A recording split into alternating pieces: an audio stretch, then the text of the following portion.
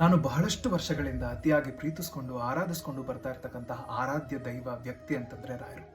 ಮೋಕ್ಷ ಪಡ್ಕೊಳ್ಳೋ ಅವಕಾಶ ಇದ್ರು ಭಕ್ತರಿಗೋಸ್ಕರ ಇಲ್ಲೇ ಉಳಿದು ಹೋದ ಪರಮದಯಾಳು ರಾಯರು.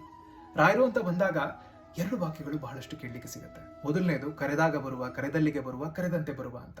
ಅಂದ್ರೆ ಅದೆಂಥದ್ದೇ ಪರಿಸ್ಥಿತಿ ಆಗಲಿ, ಅದೆಂಥದ್ದೇ ಸ್ಥಳ ಆಗಲಿ, ನಾವು ಯಾವ ಥರ ರಾಯರನ್ನ ಕರಿತೀವೋ ಅವ್ರು ಅದೇ ಥರ ಬಂದು ಅನುಗ್ರಹಿಸ್ತಾರೆ ಅಂತ. ತಂದೆಯಾಗಿ ಕರೆದ್ರೆ ತಂದೆಯಾಗಿ, ಮಗುವಾಗಿ ಕರೆದ್ರೆ ಮಗುವಾಗಿ, ಸ್ನೇಹಿತನಾಗಿ ಕರೆದ್ರೆ ಸ್ನೇಹಿತನಾಗಿ ಆ ಸ್ಥಳದಲ್ಲಿ ಆ ಸ್ಥಾನದಲ್ಲಿ ನಿಂತು ನಮ್ಮನ್ನ ಕಷ್ಟಗಳಿಂದ ಹೊರಗಡೆ ತಗೊಂಡು ಬರ್ತಾರೆ ಅಂತ.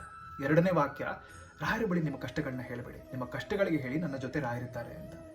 ಆ ನಂಬಿಕೆ, ರಾಯರಿದ್ದಾರೆ ಅನ್ನೋ ನಂಬಿಕೆ ನಿಮ್ಮ ಜೊತೆ ಶಕ್ತಿಯಾಗಿ ನಿಮ್ಮನ್ನ ಕಷ್ಟಗಳಿಂದ ಹೊರಗಡೆ ತಗೊಂಡು ಬರುತ್ತೆ. ರಾಯರೇ ಶಕ್ತಿಯಾಗಿ ನಿಮ್ಮನ್ನ ಹೊರಗಡೆ ಕರ್ಕೊಂಡು ಬರ್ತಾರೆ.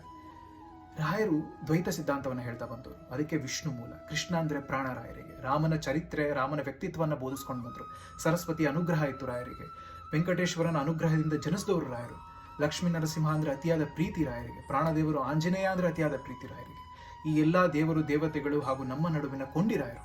ನಾವೇನೋ ಕೇಳ್ಕೊಂಡಾಗ ಅದು ಆಗದೆ ಇರ್ಬೋದು, ಆದರೆ ನಮ್ಮ ಬದಲು ನಮ್ಮ ಪರವಾಗಿ ರಾಯರು ಕೇಳ್ಕೊಂಡಾಗ ಅದು ಖಂಡಿತ ಆಗುತ್ತೆ. ಅಷ್ಟು ಪ್ರೀತಿ ಆ ದೇವರು ದೇವತೆಗಳಿಗೆ ರಾಯರನ್ನ ಕಂಡ್ರೆ.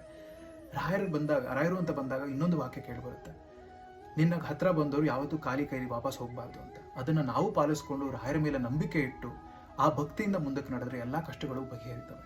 ಯಾವತ್ತೂ ನೆನ್ಪಿಟ್ಕೊಳ್ಳಿ, ರಾಯರಿದ್ದಾರೆ.